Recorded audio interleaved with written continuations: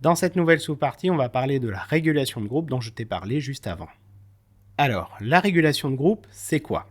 Une définition que je te propose, c'est que la régulation de groupe, c'est que c'est un ensemble de moyens et de techniques qui vont permettre de maintenir en équilibre un système complexe. Et dans le cadre d'une équipe que l'on manage, l'idée, c'est que les relations interpersonnelles ne soient plus un frein pour justement atteindre les résultats que l'on souhaite obtenir. Pour ça, je vais te proposer 3 outils que l'on va parcourir ensemble. Le premier, ça va être la chaise chaude. Le deuxième, ça va être la VIA. Et le dernier, qui va être la régulation de groupe.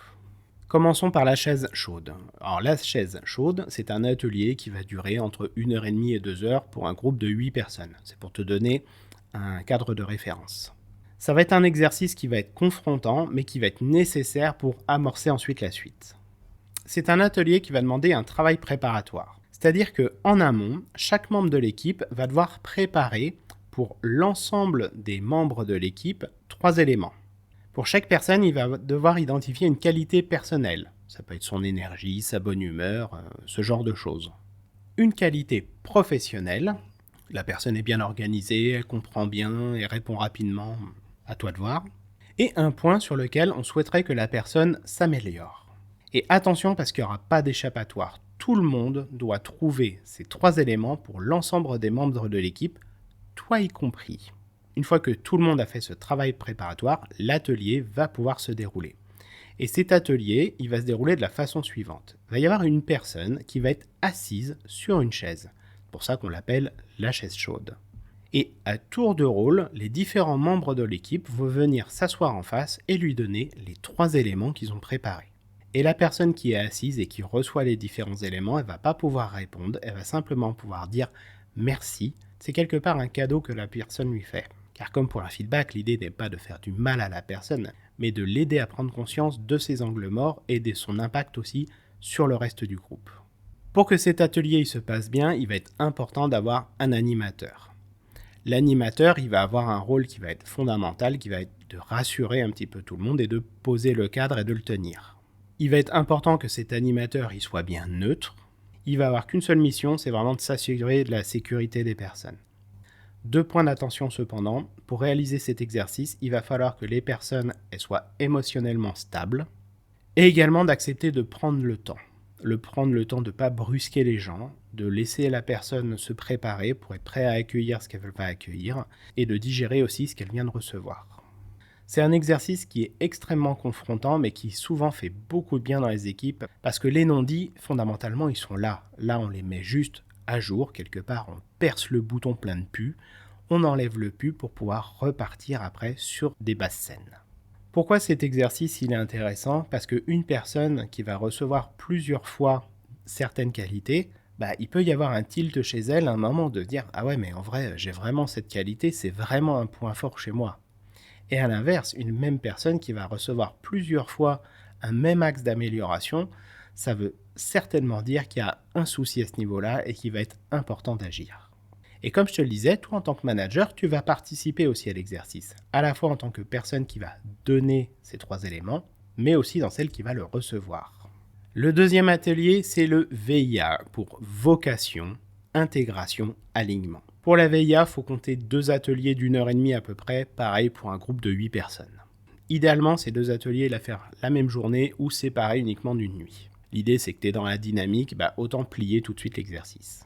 Dans le premier atelier, on va commencer par la notion de vocation. Cette vocation, ça va être des interviews en binôme qui vont être réalisées. L'idée, ça va être à permettre de chacun de répondre à 3 questions que l'autre va lui poser.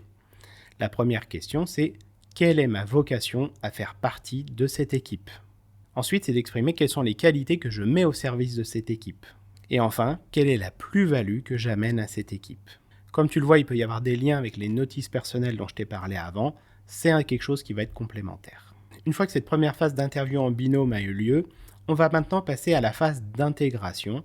Et dans cette phase d'intégration, on va faire des groupes de 3-4 personnes. Et de la même façon, le groupe va poser à un de ses membres 2 questions. La première, c'est quel est ton processus d'intégration d'un groupe ou comment tu prends ta place. Et la deuxième, c'est qu'est-ce que tu fais pour que tes talents s'expriment. Tout ce travail qui a lieu dans ce premier atelier, c'est de la préparation pour l'atelier suivant, la partie sur l'alignement. Dans ce deuxième atelier, on va créer 2 sous-groupes avec un rapporteur identifié pour chaque groupe. Chaque groupe va devoir individuellement lister les qualités qui vont être nécessaires pour bien travailler en groupe.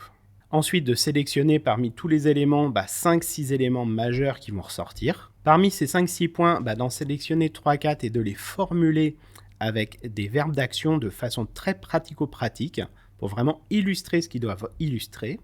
Imagine qu'un des points qui ressortait, c'était la notion d'entraide. Concrètement, tu pourrais arriver à une formulation suivante. C'est à 16 heures, on s'assure que le reste du groupe n'a plus d'urgence. Tu vois, il y a quelque chose de très concret qui se met en place à ce moment-là. Et en faisant attention que ce soit bien des choses au niveau de l'équipe et pas individuelles. Un point qui va être fondamental, qui va séparer le papier peint de quelque chose d'utile, c'est de prévoir des sanctions en cas de dépassement. C'est que si une personne ne respecte pas ce cadre qui a été posé, qu'est-ce qui va concrètement se passer pour cette personne? Et enfin, de mettre tout ça sous forme d'une charte que chaque membre de l'équipe va signer. Et tout nouveau membre de l'équipe sera amené également à signer cette charte. Je suis pas un grand fan généralement des chartes, mais là, je suis complètement OK parce que justement, il y a cette notion de sanction qui est souvent oubliée. Cette charte, tu vas pouvoir après l'afficher au milieu de ton équipe, sur un mur ou je ne sais quoi. C'est quelque chose que tu vas pouvoir rappeler aussi de temps en temps lorsque tu auras des réunions d'équipe et qui sont vraiment quelque part comme des règles d'or de la vie en commun que vous avez et qui vont venir appuyer les valeurs que toi et ton équipe, vous avez envie de défendre. C'est vraiment une démarche qui est très intéressante. L'atelier chaise chaude et l'atelier VIA, ce sont des ateliers que tu vas faire une fois. Là où la régulation de groupe, ça va être quelque chose de récurrent et je t'invite à le mettre en mensuel. Ça te prend à peu près 1h30 pour le faire. Dans le déroulement, il va y avoir un régulateur qui peut être le manager, mais c'est pas non plus une obligation, qui va être là pour s'assurer de distribuer la parole à tour de rôle sans suivre forcément un ordre logique. On n'est pas obligé de faire le tour de la table dans le sens horaire ou anti-horaire. Par contre, il faudra bien s'assurer que tout le monde puisse prendre la parole. Parce que la séance, elle se clôturera uniquement quand tout le monde aura pris la parole, le régulateur y compris. Et lorsque le régulateur il va s'adresser à une personne, il aura 3 questions systématiques qu'il va lui poser. C'est le « comment vas-tu ?», « comment tu te sens dans le groupe ?», « quelles sont tes attentes dans le groupe ?» Pendant que le facilitateur pose les questions à la personne et que la personne y répond, les autres personnes vont être invitées à vraiment écouter attentivement. Si les personnes elles commencent à parler entre elles et à faire autre chose, ça va pas aller, il va falloir mettre tout de suite le holà. On n'est pas dans une cour de récré, c'est un moment important de la vie d'équipe qui va demander un peu de concentration. Pour les personnes pareil qui écoutent, l'idée ça va être d'accueillir ce qui est dit, d'accueillir les propos et les émotions de la personne sans les juger. L'idée ça va être aussi de s'assurer de la bonne compréhension. Si on a un doute, on va pouvoir demander la parole pour aller solliciter des éclaircissements.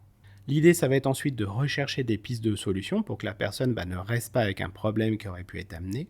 Il va être important aussi de s'assurer de la responsabilité de ses propos. Si on dit des choses qui sont désagréables, il faut les assumer. Et il va falloir aussi assumer la responsabilité de ses silences, parce que tout ce qui n'aura pas été évoqué et mis sur la table, ça n'existe encore que dans ta tête. Pour les autres, ce n'est pas encore réel. Et si nécessaire, le régulateur il peut être amené à réaliser certains arbitrages.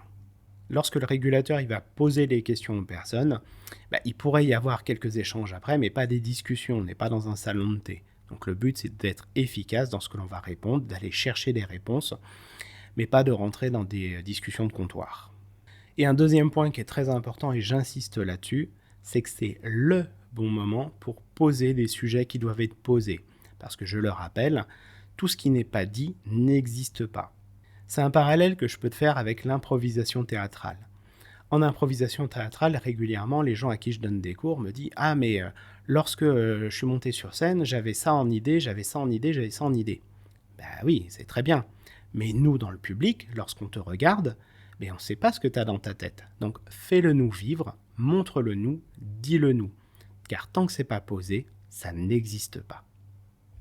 J'espère que tu fais le lien maintenant entre la vidéo précédente, où je te parlais justement de cette mise en place de sanctions, et la régulation de groupe. Dans la régulation de groupe, la personne, quelque part, elle va pouvoir se sacrifier, investir de sa personne pour mettre sur la table un sujet qu'il ne va pas dans le fonctionnement du groupe. Et ça peut aboutir derrière, après, à des sanctions, ou tout du moins à une pression du groupe qui fait que la personne concernée va être amenée à changer d'une façon ou d'une autre. C'est un exercice qui est vraiment puissant et les équipes que j'ai accompagnées qui l'ont mis en place, ça a vraiment changé toute leur dynamique au quotidien. Ces équipes fonctionnaient après sous le modèle de la collaboration et non plus de la compétition. Et ça, pour le bien-être des personnes, ça change tout. C'est tout pour cette vidéo et on se retrouve dans la prochaine.